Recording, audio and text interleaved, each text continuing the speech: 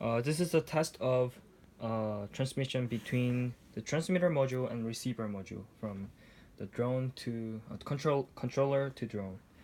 I have a controller here, but I'm not going to use this for controlling this drone. Just to make sure that these two modules are working fine. And I'm using Arduino Mega here.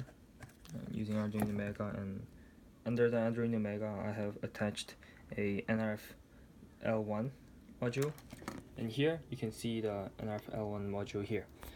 And this is a gyro sensor GY 521, and this is Arduino Pro Mini.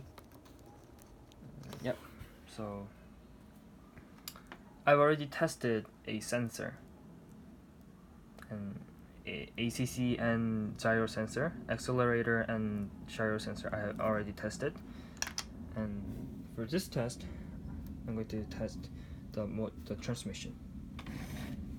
Using this controller, I'm going to receive this analog signal. Actually, this is a pulse signal, PWM signal, to here and send to there. Yeah, so I'm going to move around like this, and you can see the data is changing like this, whatever I want. Yep. So the test is working fine. I think it's all done.